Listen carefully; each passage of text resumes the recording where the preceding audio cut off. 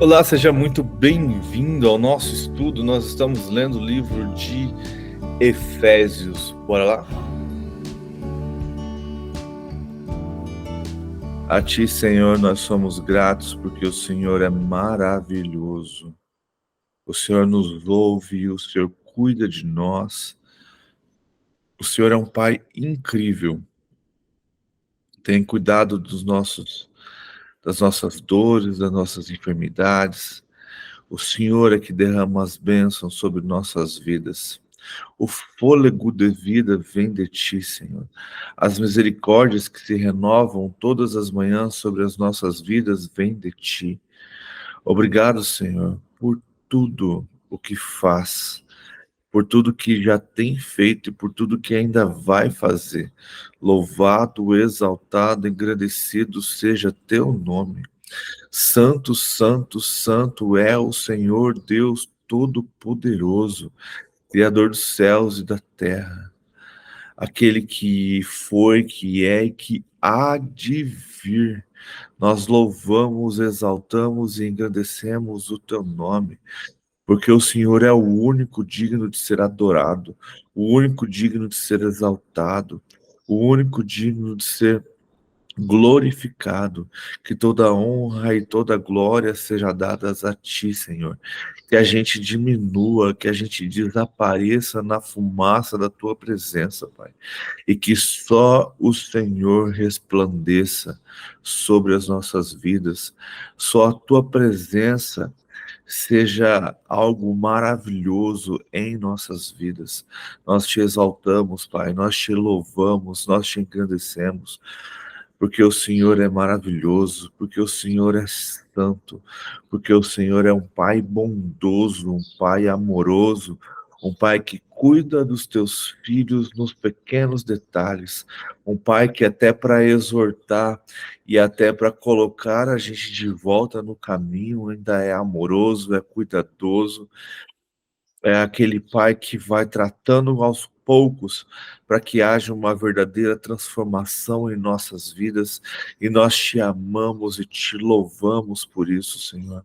Muito obrigado, Pai, pela tua fidelidade, pela sua graça que é derramada sobre nós todos os dias. Muito obrigado, Senhor, porque nos escolheste e tem cuidado de nós, tem derramado das suas bênçãos sobre as nossas vidas. Dai-nos, Senhor, cada vez mais sede da tua presença, sede da tua palavra.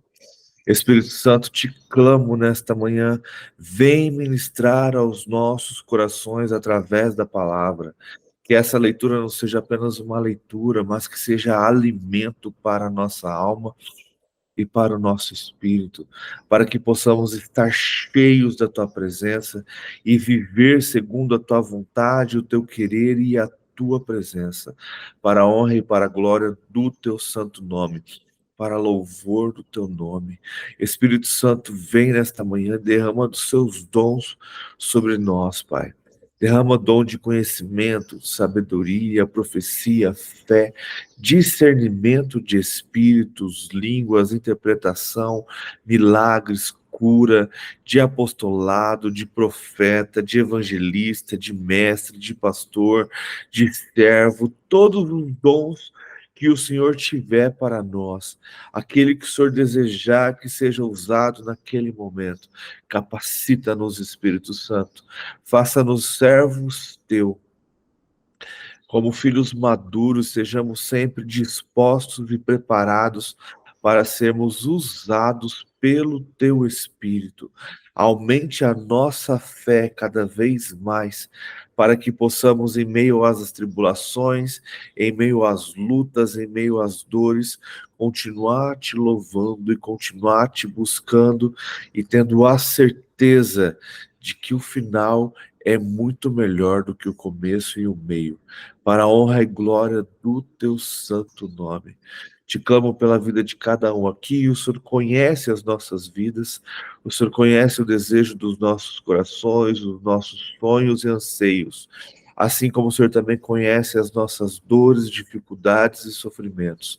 Que o Senhor esteja derramando de sua bênção, da sua graça, da sua cura e da sua transformação, não só em nossas vidas, como em nossa casa, em nossa família, em nossos familiares, para que o teu Espírito transforme todo este ambiente aonde estejamos, Pai, para a honra e glória do teu santo nome.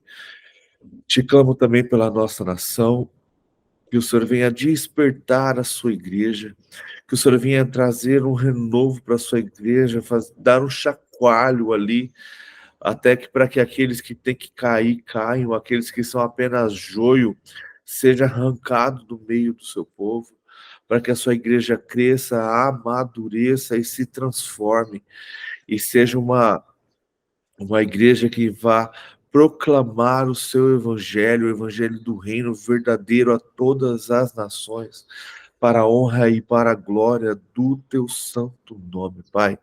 Seja com os nossos governantes, que o Senhor esteja agindo naquele lugar, que o Senhor esteja ministrando sobre a vida daquelas pessoas, que o Senhor esteja agindo com graça, com amor e com justiça, aonde o Senhor estiver e aonde aquelas pessoas estiverem, Pai. Que tudo isso seja para a honra e para a glória do teu santo nome, Pai. Perdoa a nossa nação, uma nação idólatra, uma nação pecadora, uma nação injusta, uma nação prostituta, uma nação que deseja muito mais a carne do que o Senhor. Tem misericórdia deste povo, Pai. Que a gente possa, assim como Ezequiel, não entrar apenas com os pés ou até o joelho, mas que a gente possa entrar no rio da tua presença e mergulhar de cabeça em ti, Pai, para que possamos mergulhar na tua presença e vivermos totalmente dependentes da tua graça, Pai, para a honra e glória do teu santo nome. Seja também, Senhor, com Israel, traga paz para Jerusalém, traga paz para o Oriente Médio, Pai.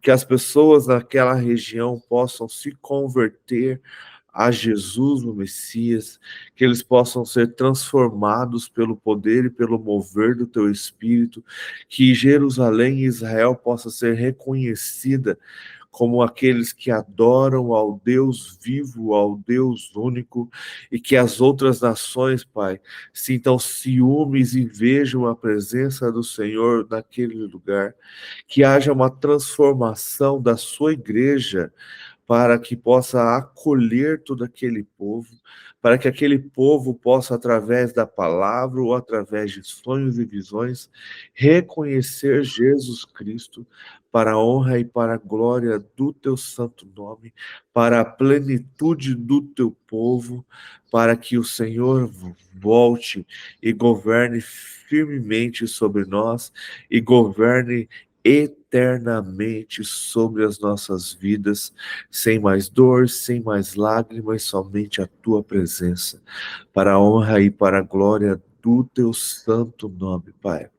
Perdoa os nossos pecados, nos ensina, Senhor, a perdoar quem nos ofende, nos persegue, quem de alguma maneira tenta nos destruir, que o Senhor também esteja colocando essas pessoas bem longe da gente. Livra-nos, Pai, de todo mal, de toda seta do inimigo e principalmente desses tipos de pessoa, Pai, que só desejam o nosso mal, que tem inveja, Pai. Que seja pessoas que estejam em outros círculos, em outras bolhas, que a gente possa ser luz para a vida deles, Pai, mas de maneira alguma ser influenciados ou tocados por essas pessoas, para a honra e glória do teu nome, para louvor do teu nome, Pai, em nome de Jesus. Amém. Amém. Vamos lá, então, a gente está lendo Efésios, a gente já leu os 4 primeiros capítulos, e é maravilhoso ver o cuidado de Paulo com a igreja, como ele tem ministrado isso às igrejas, como ele tem proporcionado todo esse cuidado. A gente viu isso em Hebreus também, A verdade, a maioria das cartas é sobre isso, Romanos também, é esse cuidado para o crescimento do evangelho.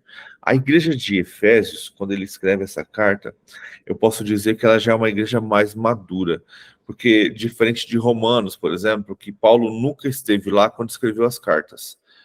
Mas Efésios, Paulo já tinha passado, na sua segunda viagem, 3 anos na igreja de Éfeso. Então ali ele ministrou, ali ele ensinou, então não são mais crianças, né?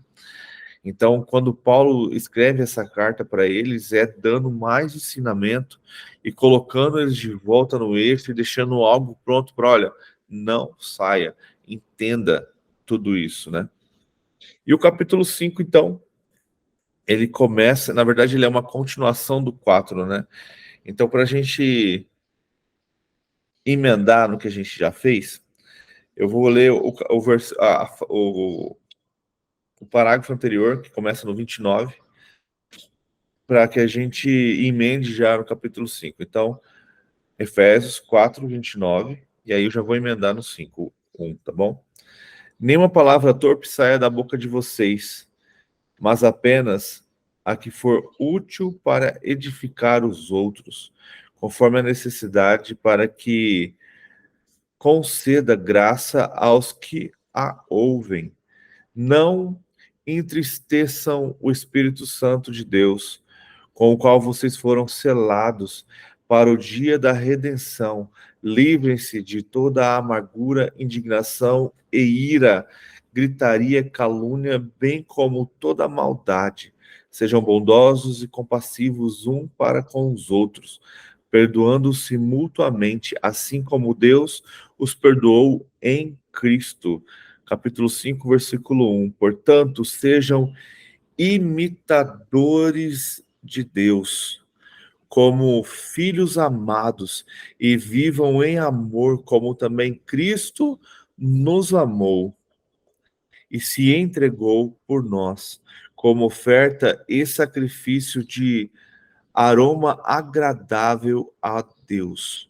Então, sejamos imitadores de Deus, imitadores de Cristo, como filhos amados. Se você pegar aqui e começar a pensar, a maioria dos filhos são como os pais. Os filhos são imitadores dos pais. Então, muitas vezes, se você vê as coisas que os filhos fazem, eles estão de olho o tempo todo em vocês. Principalmente nas primeiras infâncias, né?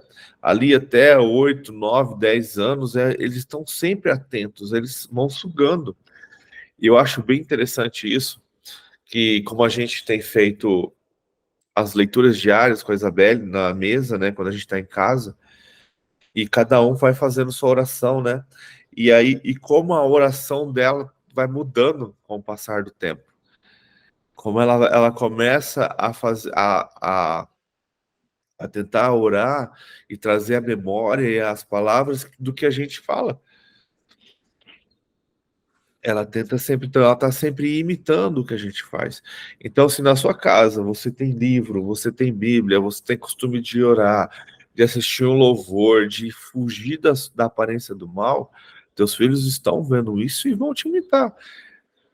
Por exemplo, hoje, toda vez que a gente vai lá no Norte Sul, no shopping, ela quer ir na Maciel.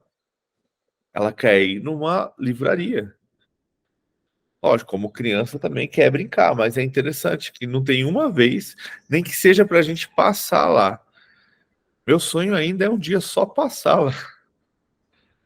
Toda vez que a gente passa lá, o dinheiro fica e o livro vem. Só que é duro porque nessas livrarias o livro é 2 vezes o preço, né? De qualquer outro lugar. Eu comprei um livro aqui sobre Bíblia, o cara lá tava 90 pila. Eu falei, cara, não vou comprar. Fui na Amazon, tava 45. Aí eu falei, já comprei pela Amazon, chegou rapidão. Então precisamos estimular os nossos filhos, né? E a gente precisa ser estimulado por Cristo. Para a gente conhecer a Deus, a gente fica assim, ah, Senhor, eu quero tanto te conhecer. Vai ler a palavra. Vai ler a Bíblia. A Bíblia está... A gente estava discutindo, né, aquela música, Ninguém Explica Deus. Como assim? Deus está na Bíblia. Deus está aqui, está sendo explicado. Igual ontem eu resolvi não entrar na discussão, mas cantou-se uma música e durante o ensaio estava se conversando aquela música assim, uh, eu nunca saberei o preço que foi pago por mim na cruz, né? A gente nunca saberá o tamanho, o sentir a dor que Cristo sentiu, mas a gente sabe que foi um alto preço ao ponto do pai virar as costas para o filho. É só você sentir, imaginar a dor do seu pai te expulsando, te virando as costas para você, não querendo mais estar com você. Essa foi a dor de Cristo. Imagina, eles eram um só. E essa aliança foi rompida por causa dos nossos pecados. Então Jesus deixou-se encher dos nossos pecados para nos purificar, nos santificar, e o preço que foi pago, a gente fica às vezes pensando que foi as chicotadas, né, as 40 chicotadas, o carregar da cruz, ou então a própria crucificação. Quando Jesus chora sangue, pede que afaste dele esse cálice, não tem a ver com a dor. Tem a ver com a dor do pai ter virado as costas, ao ponto dele clamar na cruz: Deus meu, por que me abandonaste? E ali, quando ele entende, tudo é consumado, ele finaliza tudo que precisava em 3 horas e ele se entrega. Então, lembra-se, cara, que Jesus, além de homem, ele era Deus. E é o que ele fala para Pilatos, se eu não me engano, ele fala: se eu quisesse, o exército do meu reino vinha e me livraria. Era só eu chamar. Ele clama para o pai, ele fala: pai, não faça nada, porque eles não sabem o que estão fazendo. Então, muitas vezes a gente fica naquela assim, cara, eu queria tanto conhecer a Deus, me mostra a sua face, aí Cristo vem, cara, se vocês estão me vendo, você vê o Pai. Qual que é a nossa busca em Cristo Jesus, a nossa jornada e caminhada com Ele? É que a gente é muito físico, né? A gente quer que, como eu tô vendo o rosto de vocês, a gente quer ver também. Cara, a presença de Cristo é muito maior do que isso. Só que o quanto temos buscado isso? Aí a gente fica, eu queria tanto conhecer a Deus, eu queria saber tanto mais de Deus, mas tem uma preguiça lascada de pegar a Bíblia onde Deus se revela. Cara, a Bíblia é Deus se revelando o tempo todo, mostrando quem e como Ele é. A gente conhece Ele em toda a sua plenitude? Não, porque Ele mesmo fala que não cabe a nós. A gente só vai conhecer Deus na sua plenitude quando recebermos o nosso corpo glorificado, e ponto. Mas o que a gente precisa para amá-lo, adorá-lo e tê-lo em nossas vidas está na palavra. Então precisamos ser imitadores de Deus. Imitadores de Deus. E andar como Cristo Jesus andou. Versículo 3. Entre vocês não deve haver nem sequer menção de imoralidade sexual, como também de nenhuma espécie de impureza de cobiça. Olha só que loucura. A gente tem mania de colocar aqueles pecados que são, como que eu vou falar? Tão claros, né? Está aos nossos olhos, igual um adultério, igual ele falou aqui, a imoralidade sexual. E a gente tem mania de transformar isso em pecadões, né? Aquele que todo mundo vê e tal.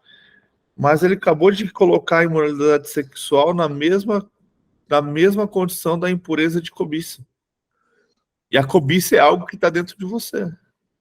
Você está vendo o irmão que é mais próspero, que tem uma casa melhor, um carro melhor, o seu coração está ali porque ele tem ou não. Por que ele é abençoado ou não? Por que ele tem aquele cargo de liderança ou não? Por que ele está lá na frente e eu não? Então, freia, refreia. Entre vocês não deve haver nem sequer menção de imoralidade sexual, como também de nenhuma espécie de impureza de cobiça, pois essas coisas não são próprias para os santos. Olha isso. Não haja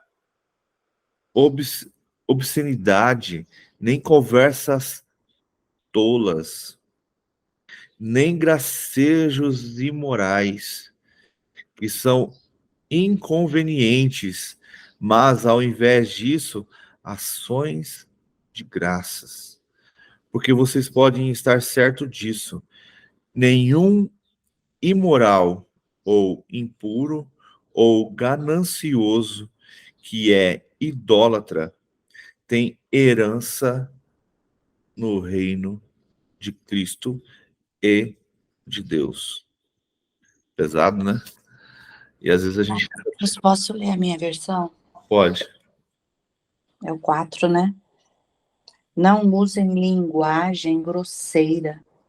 Não digam coisas tolas nem indecentes, pois isso não convém. Pelo contrário, digam palavras de ação de graças. Fiquem sabendo disto, nenhuma pessoa imoral, impura ou avarenta, porque a avareza e a idolatria têm herança no reino de Cristo e de Deus. Tá vendo? São coisas assim que não tá ali, clara. E muitas vezes a gente. Isso me faz pensar, às vezes, quantas vezes, em vez de estar falando do reino, a gente está contando piadas que não tem nada a ver. Piada imoral, né? Vamos dizer assim.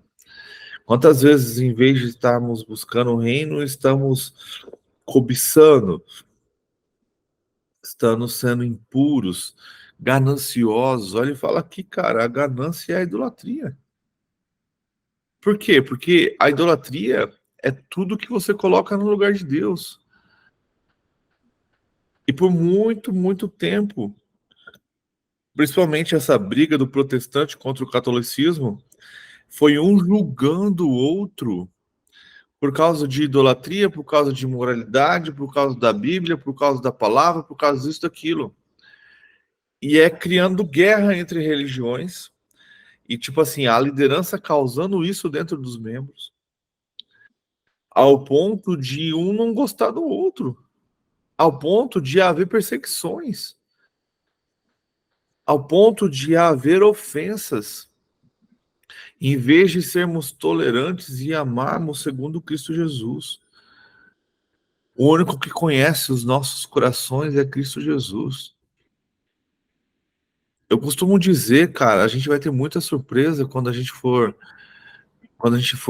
reinar com Cristo.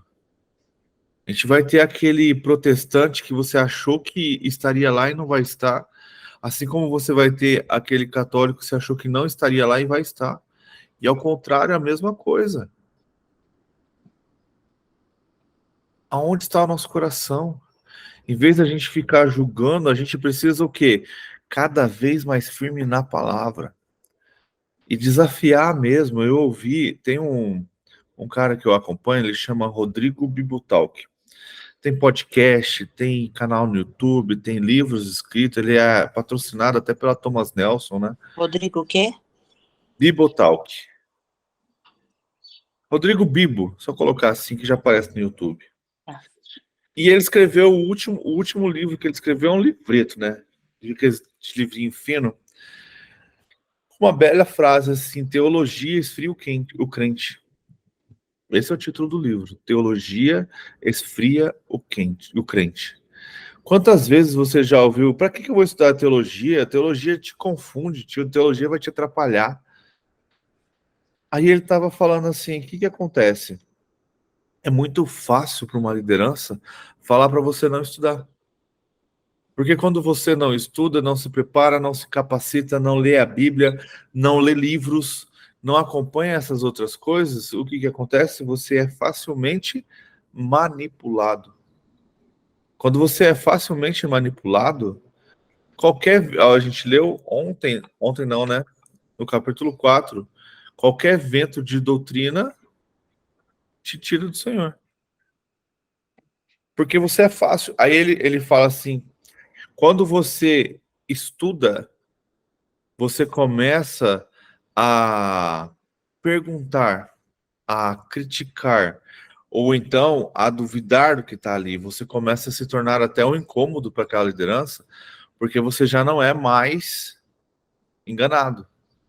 E aí você começa a questionar, ó, mas não é assim, é assado. Não faz assim, não, tem que ser de outro jeito.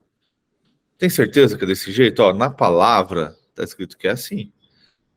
Você começa a confrontar. E isso começa a ser até desagradável para uma liderança manipuladora. É o que acontece no caso dos profetas. Quando um profeta é colocado em sua posição e ele começa a exortar não só os membros, mas como a liderança, isso começa a incomodar, principalmente para quem é manipulador. Entende? Igual ontem. Quer ver, ó? Não quero constranger. Mas ontem a gente estava lá na igreja de manhã e tinha o último versículo que foi usado estava errado. A referência, o endereço dele estava errado, né? Ele estava lendo Filipenses 9 e lá estava Filipenses 8. Quem prestou atenção nisso? Quem pegou a Bíblia e abriu Filipenses 8 e viu que não era o que estava escrito lá. Quantas pessoas chegaram no pastor e falaram que estava errado? Consegue imaginar? Ninguém, cara. Porque acho que é a terceira ou a quarta vez que ele prega essa mesma mensagem. E ninguém falou nada. A mensagem, o texto continua errado. Aí a hora que acabou, e tipo assim, o povo já tinha ido embora daquele culto e tal. Aí eu fui lá cumprimentar um outro pastor que tá aí, que é missionário, que vai passar um tempo agora em Campo Grande, que é amigo nosso de muito tempo atrás. E aí eu aproveitei para falar com ele. Falei, olha, aquele último versículo, o idealista está errado. Você leu Filipenses 4:9 e você leu Filipenses 4:9 e lá estava 4:8. Ele é? Eu falei, ele já abriu ali, o senhor falou, ó, realmente tá até marcado aqui, já comunicou o pessoal lá e já trocou. Eu nem olhei lá, eu estava conferindo na Bíblia, nem vi que se estava errado, porque eu sempre olho como que é a minha versão. Tá vendo? A gente não presta atenção. A gente não cuida. Então, tipo assim, se a gente não cuida do que está sendo escrito, igual aqui eu tô lendo, se você não estiver acompanhando, eu posso estar lendo outra coisa, falando outras palavras e você vai aceitar, porque você não está acompanhando. E quando tem alguém pregando, você tem que estar prestando atenção e, com base no seu conhecimento, na sua leitura, saber se o que ele está falando vem de Deus ou não. Se ele está correto ou não. E aí é o que a gente leu no capítulo 4. A gente não pode ser como crianças levada de um lado para o outro pelas ondas, nem jogado para cá e para lá como qualquer vento de doutrina, ou pela astúcia e esperteza de homens que induzem ao erro. Não estou falando que ele estava induzindo o erro, foi só um erro de ortografia, um erro de texto, de endereço ali. Mas se a gente não estiver prestando atenção, e se ao colocar, e se a gente não verifica na Bíblia se o que ele está falando que está na Bíblia está mesmo? Porque ele colocou lá. É igual eu falo, hoje as pessoas não levam mais a Bíblia para a igreja. Ah, eu tenho no meu celular, mas você também não acessa. E aí qualquer coisa que é colocado para você ler ali, você acredita que é aquilo ali mesmo. Eu usava o celular, não levava a Bíblia, né? Aí eu percebi que depois que eu li a Bíblia, eu estava dispersa, eu estava em outra página. Até eu voltar, então esse negócio de falar, vou usar a Bíblia no celular, é bom só por um lado, mas você entra ali e que é difícil a pessoa entrar, ler a Bíblia e sair. É difícil. Ou Sabe, ela vai para o WhatsApp, vai para outra coisa. sabe uma coisa que eu aprendi com o multinível, que a igreja deveria ensinar e não ensina? Toda palestra que a gente participava, você não via Ninguém. Só aqueles que estavam visitando, né? Que era a primeira vez que estava ali, que era convidado das pessoas. Mas todo mundo que já está participando, que já está há algum tempo ali, você não via ninguém sem caderno. Todo mundo com o caderno no colo e anotando e escrevendo tudo que a pessoa estava falando. Você não vê isso na igreja. É raro você ver alguém sentado e anotando cada palavra que é dita. Não, lógico, né? Mas entendeu o que eu quis dizer, né? Tirando os tópicos ali, anotando o que você acha que é importante para você. Rabiscando a Bíblia, riscando a Bíblia ali, falando, caraca, isso falou comigo. Você não vê isso. E aí as pessoas ficam se perguntando por que são rasas. Não, mas hoje em dia eu acho interessante. As pessoas ficam admiradas quando vê você com a Bíblia física. É incrível. Sim. Elas se espantam, como diz, né? Que pessoa antiga.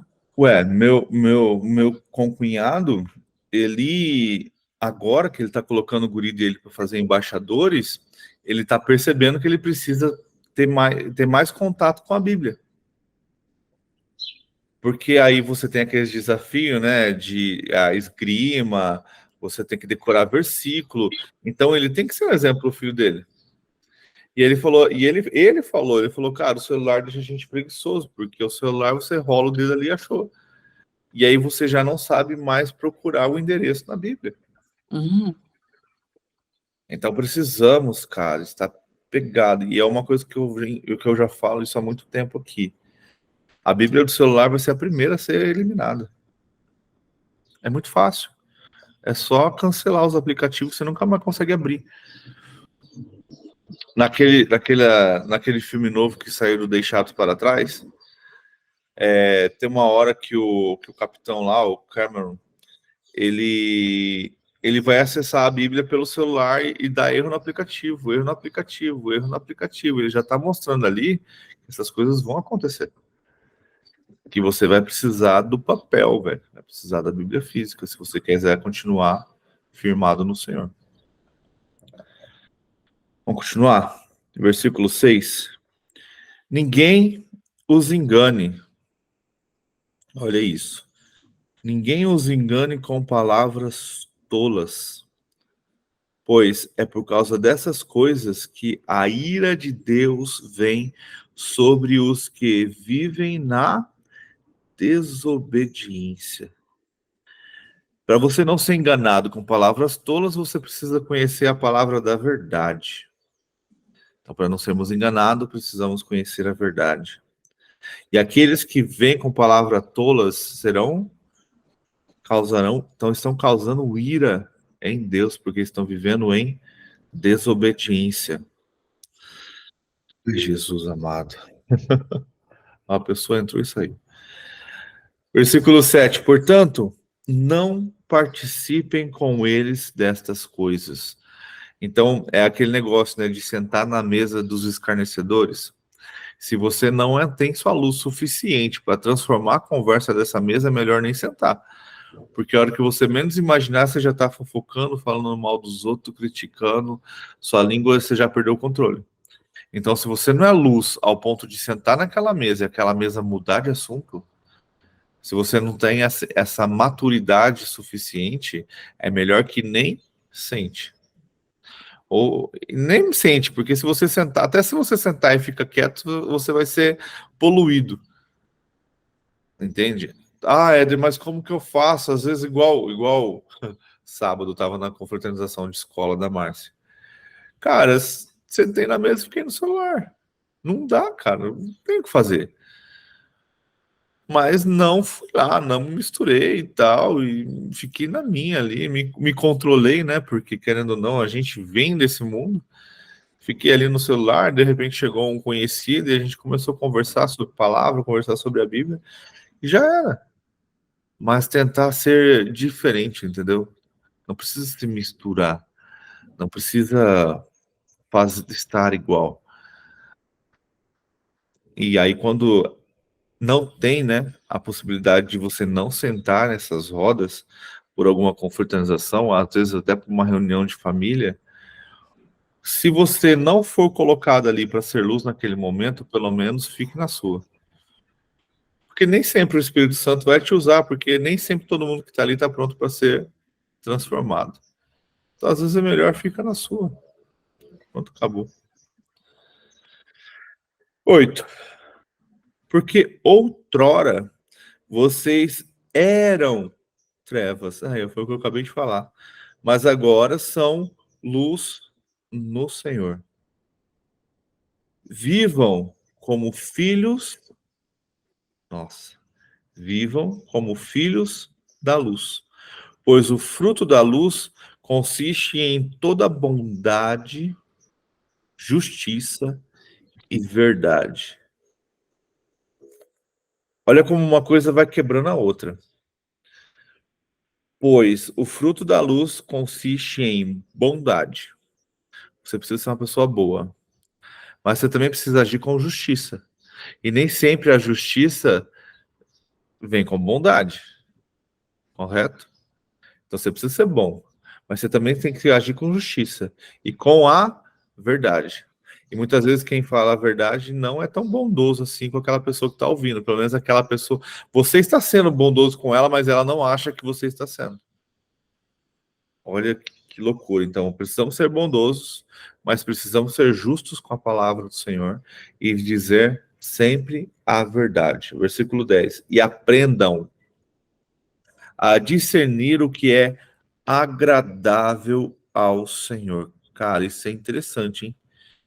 Precisamos aprender a discernir o que é agradável ao Senhor. É aquela velha história assim, Senhor, esse ambiente te agrada? Isso que eu vou fazer te agrada? Essa palavra te agrada? Devo continuar fazendo isso? Devo continuar falando isso? Devo continuar nesse trabalho? Devo continuar convivendo nesse círculo? Devo continuar nessa igreja? Isso está te agradando? Isso é do Senhor? Ou estou sendo enganado? Coloca diante de Deus. É igual eu estava a própria... Acho que só o Diego se converteu direto ali na Bela e ficou, né, Diego? Mas a Rose e a Beth, por exemplo, um pouco da história que eu conheço delas, eu sei que elas não estão na igreja que elas se converteram. E isso, hoje, para elas, eu tô falando, se eu estiver errado, vocês podem me corrigir, trouxe outra transformação e outra realidade de vida. Então, nem sempre o lugar que estamos, que achamos que deve ser o melhor, é o melhor. Precisamos estar firmado na palavra e espiritualmente centrado no Senhor para que o Senhor traga essas alterações. E isso não é fácil, você passa por uma mudança, né? Fala assim, não, isso eu vou deixar, isso não tá certo, eu vou para cá. Isso, não é fácil isso. Mas pode acontecer. Sim, sim. E não é pecado, entendeu? Não, não é pecado. Você tem que escolher o que está mais coerente com a Bíblia.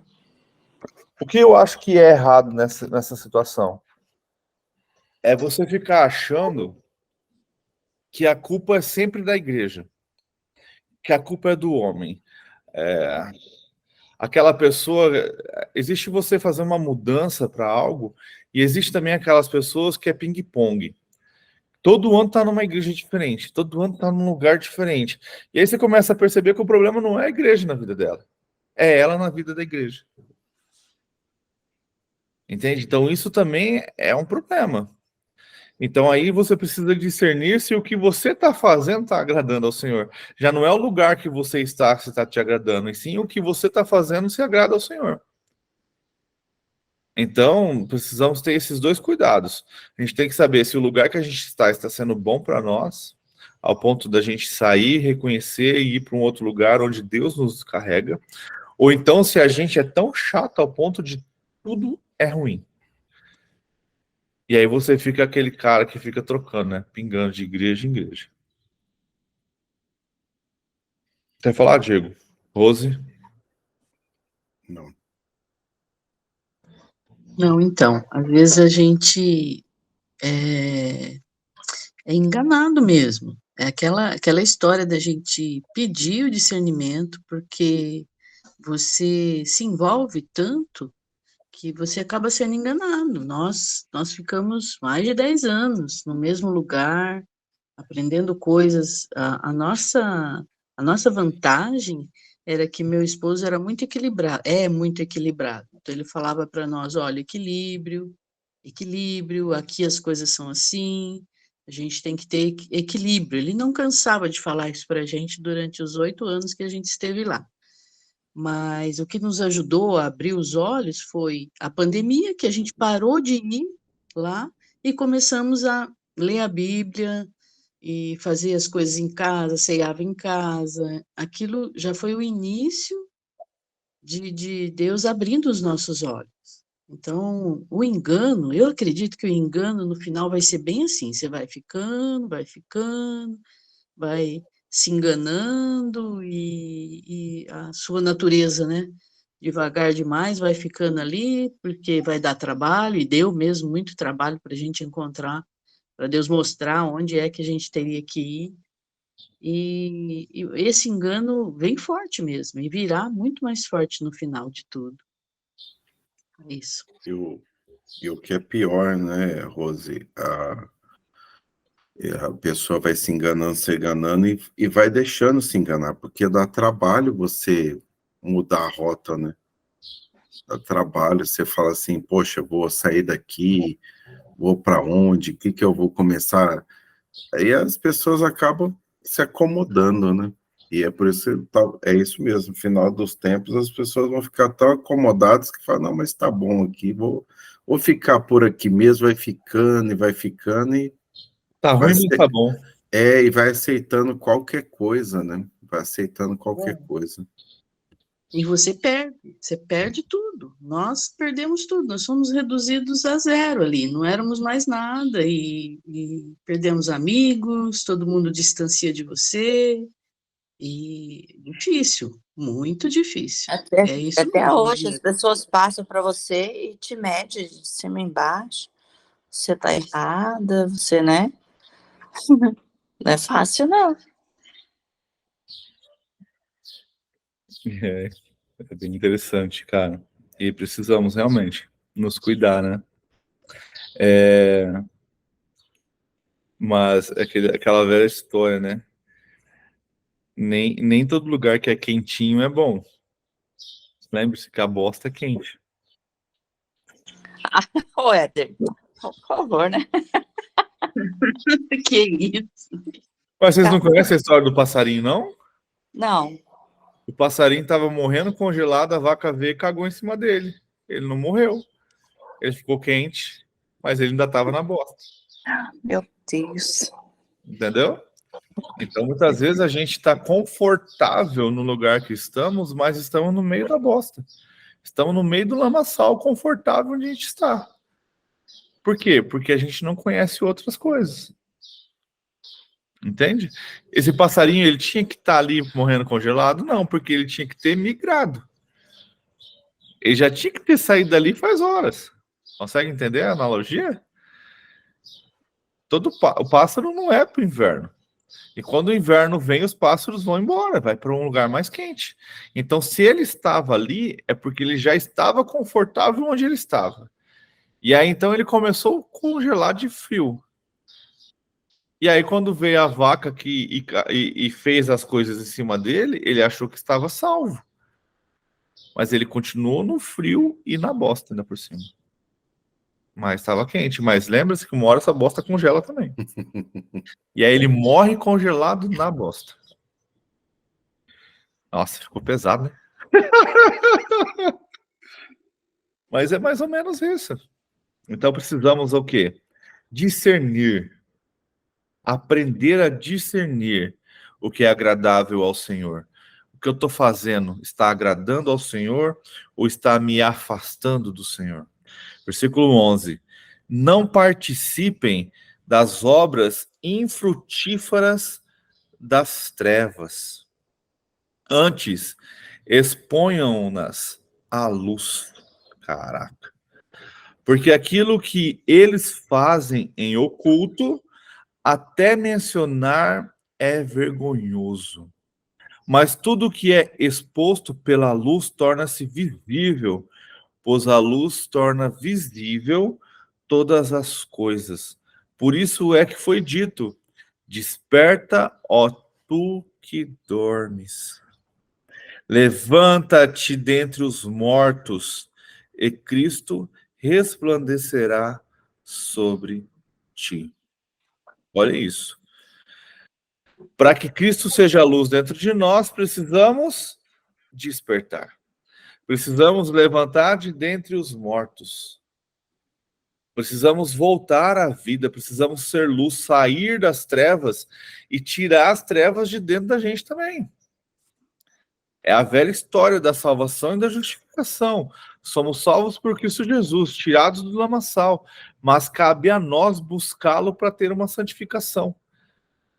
Se você está sujo, um espelho, eu acho muito massa o exemplo que o Pablo dá sobre espelho.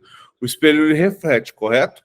Então, se nós somos um espelho, nós refletimos a luz de Cristo, correto? Imagina nós como espelho, Jesus é a luz. Então, nós refletimos a luz de Cristo. Então, as pessoas precisam ver Cristo em nós. Beleza? E se o espelho estiver sujo, ele reflete alguma coisa? Não. Então, para que reflitamos para que a luz de Cristo seja refletida através de nós, precisamos estar limpos, purificados, santificados, ou pelo menos buscando essa limpeza, buscando essa purificação. E aí, então, Cristo resplandecerá sobre nós. Precisamos acordar. E esse despertar não é de acordar cedo, igual a gente está fazendo, não. É despertar para Cristo. É entender que se a gente não pega a palavra dele e faz isso que a gente pega aqui, cada versículo aqui, e vai destrinchando ele, a gente vai apenas fazer uma leitura de mais um livro, que não traz para a gente transformação. Porque para haver transformação, você precisa parar e estudar, e estudar, e estudar. Não entendi, lê de novo. Não entendi, lê ao contrário. Não entendi, pergunta para alguém que já entendeu. Não entendi ainda, Espírito Santo me revela, porque eu quero entender o que você está querendo dizer com isso. O que é despertar? Como assim, tu que dormes? Eu estou aqui acordado, por que eu tenho que despertar? Você precisa despertar o seu espírito, despertar a sua alma, despertar o seu ser, de que este mundo não é tão bonzinho quanto a gente imagina. E o reino que é esperado para nós necessita de obras e de coisas. Cara, o mais maravilhoso das obras é que Deus não precisa que a gente faça. Ele não precisa de você. Ele não é, Senhor, perdão se a palavra estiver errada, mas ele não é um Deus coitadinho que precisa que a gente dê atenção para ele. Ele é um rei soberano, maravilhoso e grandioso. Mas em sua bondade e maravilha, no seu amor tão grande, ele permite que participemos da sua glória. Ele nos permite participar da sua obra. E isso é maravilhoso para nós. Nós temos o privilégio de participar da obra do Senhor. Só que a gente escolhe ficar sentado no banco, no quentinho e gostoso. Ou fresquinho que pegou tem ar-condicionado. Até quando a gente vai ficar ali sem fazer nada? Ainda por cima criticando quem está fazendo. Então precisamos entender que Deus nos deu o privilégio de fazer a obra junto com Ele. É um privilégio que a gente tem. Mas a gente acha que só de ir todo domingo para a igreja está o suficiente. Entende? Ah, eu participo, eu canto lá na frente, eu sou o obreiro, eu estou ali na porta recepcionando as pessoas, eu dou minha oferta, meu dízimo. Mas durante a semana, não. Durante a semana, eu sou um chefe malvado, eu sou justo, eu eu suborno assim, tipo, não pago os impostos e por aí vai. Mas domingo tô ali na igreja todo domingo. Eu sacrifico o meu domingo para o Senhor. Cara, onde está sua mente? Onde está o coração das pessoas? É por isso que as pessoas precisam despertar. Elas estão dormindo e muitas ainda estão sonolentas e não por não conhecer a palavra, não conhecem a verdade e não sabem para onde vão. E estão sendo carregadas por qualquer vento de doutrina. 15. Vida em comunidade. Tenham cuidado com a maneira com que vocês vivem. Que não seja como insensatos, maus como sábios, aproveitando ao máximo de cada oportunidade, porque os dias são maus. Portanto, não sejam insensatos, mas procurem compreender qual a vontade do Senhor. Ai, ai. Meus pensamentos não param. Não se embreguem, versículo 18. Não se embriague, não se embriaguem com vinho, que leva à libertinagem, mas deixe-se encher pelo Espírito, falando entre si com salmos, hinos e cânticos espirituais, cantando e louvando de coração ao Senhor, dando graças constantemente a Deus Pai por todas as coisas, em nome do nosso Senhor Jesus Cristo. Sujeitem-se uns aos outros por temor a Cristo. Eu tô no sábado, né, como eu comentei, durante o dia a gente foi para à tarde, na verdade, a gente foi para a confraternização da escola, e lá pessoas de todo tipo, né, todas as maneiras. E só que aí à noite a gente foi para casa de um amigo e lá a gente tomou um suco, uma água, comeu um hambúrguer e a conversa era Cristo. Olha a mudança de ambiente. É isso que ele está falando aqui, ó. Falando entre si com salmos, hinos, cânticos espirituais, cantando, louvando de coração ao Senhor. Então precisamos nos deixar encher pelo Espírito. E aí, quando estamos cheios do Espírito, o nosso falar é Cristo.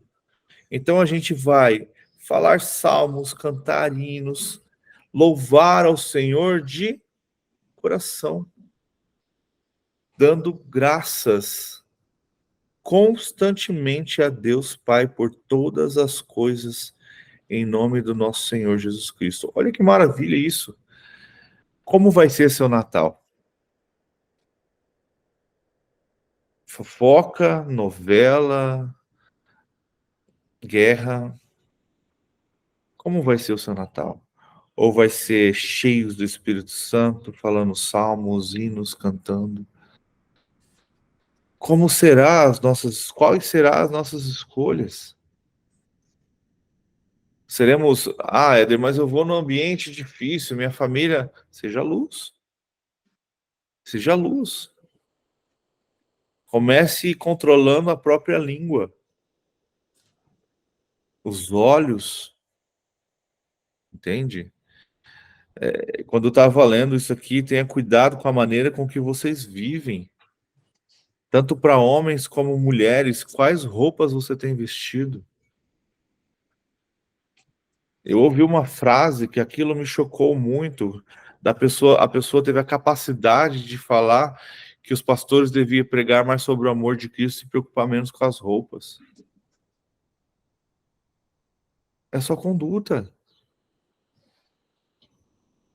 O que adianta o cara estar lá pregando sobre Cristo e na frente dele tem uma pessoa totalmente indecente tirando a atenção não só dele, mas de todo mundo? A gente consegue dar meio termo, a gente consegue entender uma pessoa que está ali visitando, uma pessoa que não faz parte da comunidade, uma pessoa que aquilo ali é normal para ela. E aí a gente tem que pedir para o Espírito Santo nos cegar disso, né? Principalmente para nós homens, que os olhos são de caçador. Mas para quem já é crente velho, falar isso, eu não tô falando de pessoa nova convertida, não. Falando de pessoa que praticamente quase nasceu na igreja. Tem a capacidade de falar que a roupa não importa. Que tinha que falar de amor. Ou então usar um outro termo de brincadeira. Cara, é pesado demais. O que tem te influenciado? É igual a menina que fala sobre o cropped, ela trabalhou com moda. Ela falou que a moda foi feita para destruir e desvalorizar as pessoas. Então, elas a moda primeiro atacou as mulheres, depois ela está atacando os homens. Aí você vê hoje homens que já começam a se vestir mais afeminados. E inverteu, né? A mulher ou ela é totalmente masculinizada ou totalmente sensualizada. Precisa haver equilíbrio, postura. É igual eu gosto muito do podcast que a Fernanda Brum falou. O meu corpo é do meu marido, é ele que tem que ver, não é os outros. Eu não preciso, ela falando, não preciso criar desejo nos outros por mim. Por isso eu me visto, eu me cubro. Não preciso ficar mostrando para os outros. Então, cara, é muito dolorido. E aí a gente começa a perceber, mas não, isso é coisa do... Não, cara, tá na Bíblia. Tenha cuidado com a maneira com que você vive. Aqui ele está falando também das palavras, não sejam insensatos, mas sábios. Aproveitando o máximo cada oportunidade. Se você não é sábio, você não aproveita as oportunidades que Deus te dá. Porque os dias são maus. Portanto, não sejam insensatos, mas procurem compreender a vontade do Senhor. Pronto. 22. Ixi. Ixi, Mulheres, sujeitem-se cada uma ao seu marido, como o Senhor, pois o marido é a cabeça da mulher, como também Cristo é a cabeça da igreja, que é o seu corpo, do qual ele é o Salvador. Assim como a igreja está sujeita a Cristo, também as mulheres estejam em tudo sujeito aos seus maridos. Cara, isso aqui eu acho bem interessante, que as pessoas, ainda mais na sociedade de hoje, isso é um absurdo. Cara, depende de quem é o seu marido. Assim como para os homens também, ó, vai ficar pesado para os homens ali também. Mas vai depender de quem é seu marido. Tudo está nas suas escolhas. É igual a Rose falou. aí se ele é um cabeça de bagre, A escolha foi sua. Mas igual a Rose falou, Ednil é equilibrado. Então foi a escolha que ela fez. Vou falar, hein, Rose? O Ednil era cheiroso.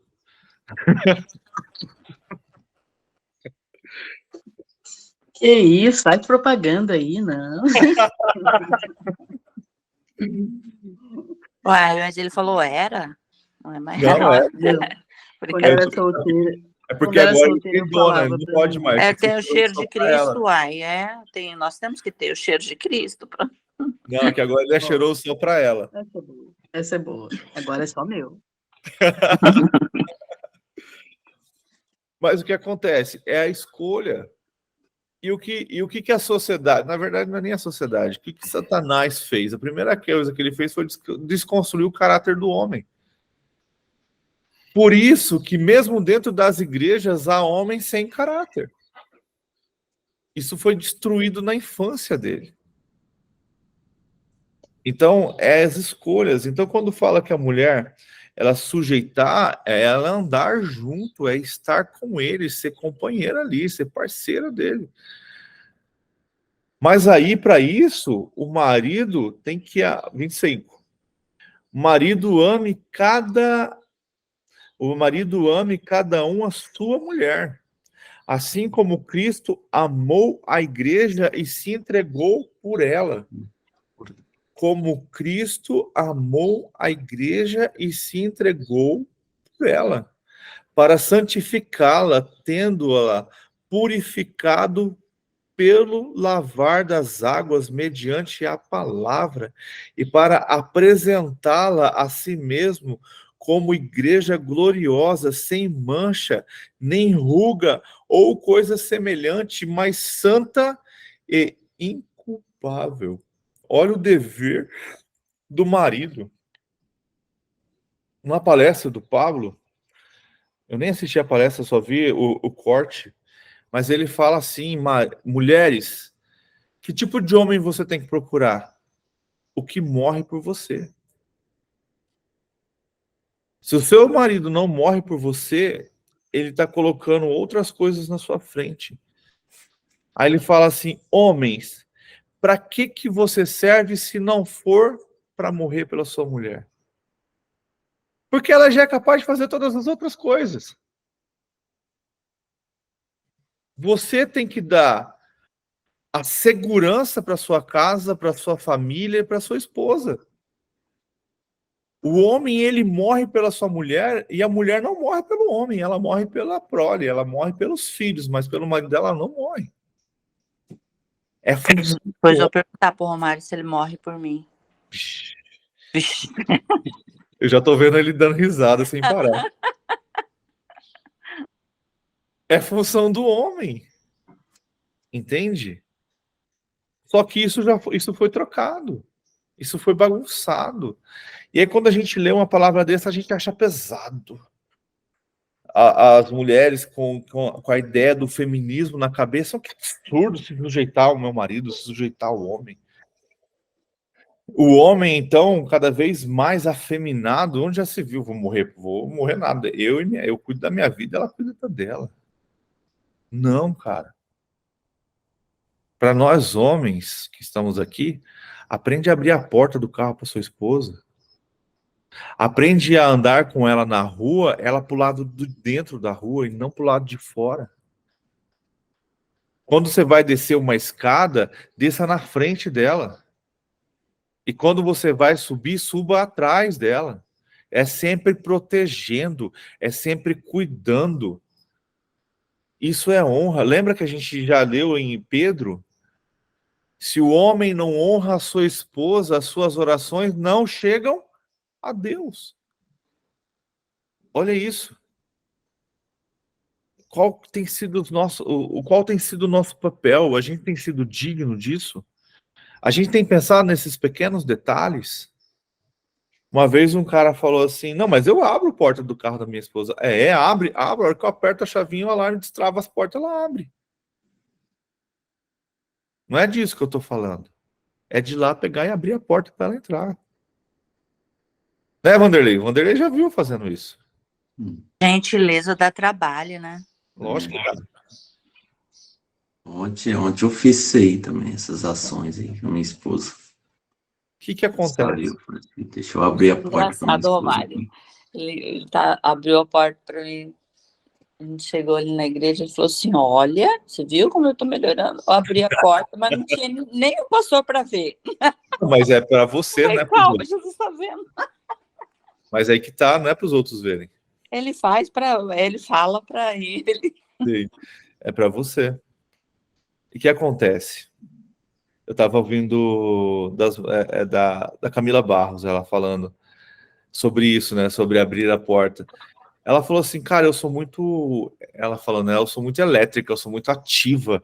Então eu não tinha a paciência de esperar ele vir abrir a porta para mim. Ele parou o carro, nem desligou, já estava saindo do carro. Aí disse que um belo dia ela falou, não, eu vou ficar no carro. Aí ele parou o carro, desligou o carro, saiu, fechou o carro. Aí, cadê ela? Aí ele olhou, ela tá lá sentada dentro do carro. Aí ele olhou para ela assim, tipo, o que foi, né? E ela lá, sentada, quietinha, sem falar nada. Aí ele foi lá, abriu a porta, ela, obrigada. E saiu. Já aconteceu isso comigo. Então, tipo assim, um outro detalhe. Nós não somos treinados. Muitas vezes precisamos ser treinados. Muitas vezes a mulher também precisa deixar claro o que ela deseja. E muitas vezes alguém precisa chegar também e falar, olha, abre a porta do carro para sua esposa. É necessário, às vezes, um treinamento, porque Lembra que somos filhos vindo de uma mãe que cuida de nós. E agora vai inverter o processo. Nós vamos nos tornar homens cuidando de uma família. E muitas vezes a gente não sabe o que fazer. Então, por isso que um treinamento de homens é necessário, por isso que leitura da Bíblia é necessária, por isso que uma conversa entre o casal é necessária. Só que hoje já não há mais isso. Já não há mais homem que sustenta a casa, já não há mais homem que morre pela sua esposa, já não há mais homem que anda de mão dada, é cada um correndo um para um lado, outro para o outro. Já é mais difícil, então, a esposa que fica em casa receber o seu marido. Ela continua, você chega do trabalho, ela continua sentada no sofá, mexendo no celular. É as nossas atitudes que vai fazer com que as coisas continuem dando certo, principalmente dentro de casa. Vamos continuar? Porque ele vai continuar batendo na gente? 28. Da mesma forma, os maridos devem amar cada um a sua mulher com o seu próprio corpo. Então, eu já tinha lido isso aqui lá em cima. Marido, ame cada um a sua mulher. Para o homem, eu não tenho cabeça de mulher, mas para o homem é muito fácil paixõezinhas por causa de corpo, por causa de alguma palavra diferente que ele não encontra em casa. Então, aqui ele está deixando claro, o marido ame a sua mulher. A sua. Esqueça as outras. Trate, eu gosto, a linha de pensamento, trate como se fosse sua irmã ou sua mãe.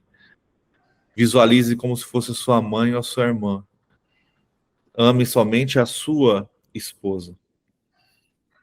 Vou começar de novo, 28. Da mesma forma, os maridos devem amar cada um a sua mulher com o seu próprio corpo. Quem ama a sua mulher, ama a si mesmo. Além do mais, ninguém jamais odiou o seu próprio corpo. Antes, o alimenta e dele cuida, como também Cristo faz com a igreja, pois somos membros do seu corpo. Por essa razão, o homem deixará. Por essa razão, o homem deixará pai e mãe e unirá a sua esposa, e os dois tornarão uma só carne. Sabe o que é interessante? Quando a gente fala assim, então o homem deixará, né, pai e mãe, se unirá à sua mulher, vírgula. E os dois se tornarão uma só carne. A gente traz isso, também mas a gente traz isso para um pensamento assim. Então, a relação entre os dois os torna uma só carne. Mas você sabe o que é os dois se tornarem uma só carne? Alguém sabe me dizer o que seria isso?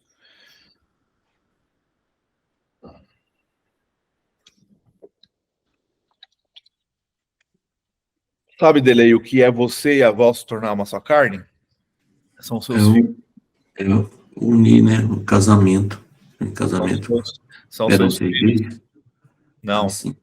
são seus filhos. A união de vocês fez uma só carne. Sim. Parou para pensar nisso já? A união de vocês criou uma só carne. Entendeu? Muito bom. Então os dois se tornarão uma só carne.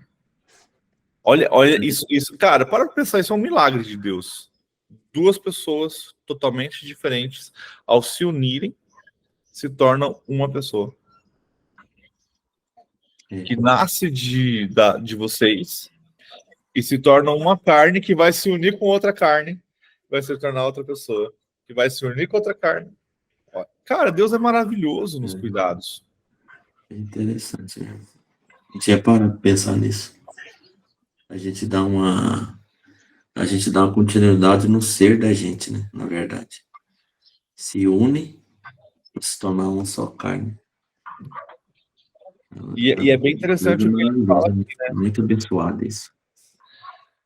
Para aquela época, e não muito tempo atrás, ele coloca aqui, por essa razão, o homem deixará pai e mãe. isso não era fácil. Lembra que tudo era em família? Uhum. Então não era fácil. Por exemplo, quando que Abraão foi abençoado? Quando ele abandonou a família dele. Não é nem família, né? Quando ele abandonou os parentes dele, porque a família dele era Sara. Quando ele abandonou os parentes dele, e aí Deus o abençoou. Deus fala para Abraão assim: Abraão, saia da sua terra e do meio da sua parentela e vá para onde eu te mandar. Na primeira parte da viagem, Abraão leva a casa toda. Sai todo mundo de Ur e vai para Padan Aram. Aí ali o pai de Abraão morre e aí Abraão resolve sair de novo e ir para onde o Senhor tinha mandado ele ir. E aí ele vai e leva Ló. Percebe que durante esse trecho Deus não falou mais com Abraão? E aí então Ló e Abraão começam a haver discussões entre seus servos e então Abraão manda Ló embora, né? Fala, escolhe aqui, escolhe lá, porque a gente não consegue mais viver junto. Depois disso, Deus volta a falar com Abraão e faz um pacto com Abraão, e Abraão é abençoado. Então, enquanto Abraão não obedeceu ao Senhor, que era sai do meio da sua parentela, Deus continuou cuidando dele, mas Deus não falou mais com ele.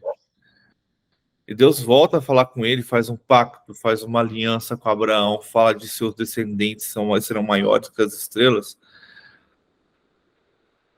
depois que ele larga de Ló. Depois que ele abandona a sua parentela e começa a viver a sua vida com a sua família e com Cristo Jesus. Para a gente finalizar, 32. Este é um mistério profundo. Refiro-me, porém, a Cristo e à Igreja. Portanto, cada um de vocês também ame a sua esposa como a si mesmo. E mulher, trate o marido com todo o respeito. Você viu aqui de quem é a missão de amar? Ame a sua esposa como a si mesmo. E mulher, trate o marido com todo o respeito. Então, a função... Mas se o homem ama e cuida, ele ganha o respeito. Ele ganha o amor, ele ganha a intimidade, ele ganha tudo isso. E, cara, de verdade, para o homem, para a mulher, é necessário realmente ser amada, né? Mas para o homem, cara, ele precisa do respeito, ele precisa da intimidade, ele precisa... Uma coisa que eu acho bem interessante, que depois de um dia de trabalho cansativo em lugares que as pessoas se submetem a estar, muitas vezes com pessoas do mundo e tal, para o homem, a única coisa que ele quer chegar em casa é um colo. É alguém que o respeite, é alguém que o atenda. Lembra? Auxiliadora, aquela que põe nos braços, é o que às vezes o homem quer, cara. E aí ele chega em casa, ele encontra... Como que tá lá em Provérbios? A Esposa mulher... briguenta. Hã? Uma Rixosa. mulher briguenta dentro de casa. É, rixosa, pior que goteira. Uhum. Entende? Como que faz? Então, voltando, equilíbrio. É Os uma dois troca, né? vão estar É uma troca. equilibrados. Se você dá, você vai receber. É um plantio. Entende? Não tem, é os dois lados, cara. Não adianta o cara fazer tudo e também não receber nada. É. Ou então não adianta também a mulher fazer tudo e o homem não reconhecer nada. Precisamos ambos honrar uns aos outros. Precisamos ambos tratar com respeito um ao outro, amar um ao outro. E como disse aqui, você vê que a tarefa do homem, ó, é bem maior que a da mulher ali em cima. Nos entregar, como Cristo fez pela igreja. ao ponto de... Vai com Deus, Beth. Até amanhã. Estou terminando também. Então precisamos nos entregar, ser entregues ao Senhor verdadeiramente, para que Ele haja em nossas vidas e em nossas famílias. Uma coisa que eu aprendi no curso de noivos que nunca vou esquecer e nunca esqueci. Às vezes é melhor aprender a ceder do que estar sempre com a razão. E aí, mais para frente, se você realmente estava com a razão, Deus vai provar isso. Mas aí você acabou com a intriga, acabou com a briga, acabou com toda aquela discussão.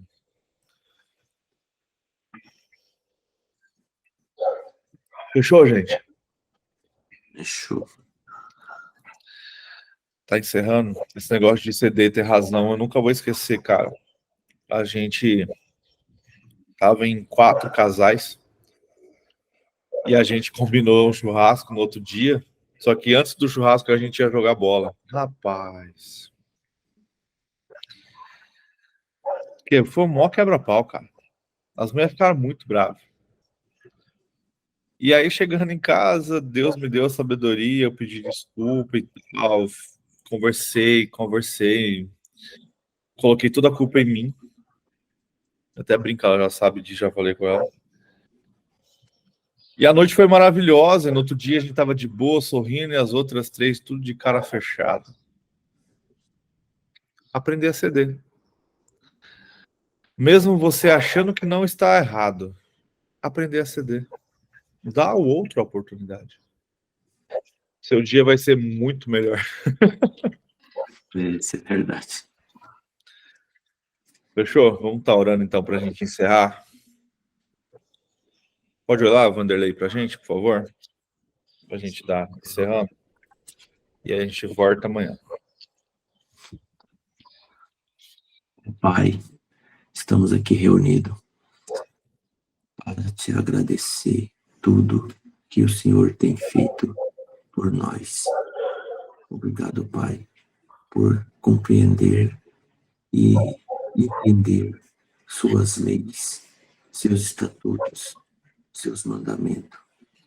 Queremos, Pai, te agradecer grandemente, porque o Senhor é maravilhoso, o Senhor é bom, e que o Senhor nos use para ser luz, para ser exemplo para os nossos filhos, nossas famílias, nossos parentes, e a gente caminhar junto de Ti, Pai, te adorar e levar o Seu Evangelho onde a gente pisar, aonde a gente andar. Que o Senhor venha conosco abençoar nosso dia, para a gente ter um dia maravilhoso, cheio de amor, de graça. E obrigado, Pai, pela oportunidade de estar aqui, aprendendo um pouco mais de Ti, por levantar, por abrir os olhos. Obrigado pelo alimento de cada dia que o Senhor nos proporciona a ter, adquirir e buscar. E obrigado por essa oportunidade de conhecer um pouco mais de Ti. Que o Senhor venha nos abençoar o nosso dia, abençoar essas pessoas aqui presentes em nossa vida. Obrigado pela oportunidade de conhecê-las. Que o Senhor venha grandemente abençoar todas as famílias aqui presentes do grupo, os que entrou, os que não pôde entrar, mas por algum motivo eles vão estar nos assistindo para que a gente seja exemplo, luz, para que eles venham participar junto com a gente. Tenha misericórdia, Pai, dessa nação. Abençoe essa nação nossa, brasileiras, as outras nações que estão em conflitos, em guerra. Que o Senhor venha derramar o seu Espírito lá, Pai. E queremos agradecer em nome de Jesus por tudo, Pai, pela oportunidade de estar aqui aprendendo um pouco mais de Ti. Nos capacita, Pai, e nos dome nossa língua e capacita cada dia mais. venha que o seu Espírito derrame sobre nós. E a cada dia a gente ter mais sede, vontade de conhecer mais ainda, de crescer e caminhar junto de Ti, ter intimidade com o Senhor, Pai. Pedimos uma bênção do Senhor para que sejamos luz, exemplo, e que o Senhor transforme nós em um atalaia, um sentinela, para a Tua volta não sermos enganados, Pai. Queremos muito estar todos os dias na Tua presença, com Teu louvor de amor, de misericórdia. Que o Senhor venha nos trazer mais, nos crescermos, cada dia mais nos fortalecer a nossa fé, para que sejamos dignos de representá-lo, Pai. Queremos muito que o Senhor nos conduza e mantenha sempre acordados, mas obediente, para que não sermos enganados. Queremos agradecer seu Filho amado Jesus Cristo pelo sangue derramado para nos salvar. Que o Senhor venha cada dia mais mostrar e fortalecer nossa fé, nosso querer, a nossa vontade, para que seja a Tua vontade, o Teu querer. Queremos agradecer em nome de Jesus, Pai, tudo o que tem feito por nós. Obrigado pelo fogo da vida, que o Senhor venha abençoar o nosso dia, a nossa semana, que seja grandioso. O Senhor é o único digno de ser louvado, de ser glorificado, de ser exaltado, Pai. Queremos pedir que o Senhor abençoe o nosso dia, nossa semana, sempre. Obrigado, Pai, por tudo. Em nome de Jesus. Amém. E assim a gente finaliza mais uma leitura. Deus é maravilhoso e a gente precisa aprender a amar o próximo como Ele nos amou e nos entregar, assim como Cristo se entregou por nós. Que você seja abençoado e que você tenha cada vez mais sede da palavra de Deus.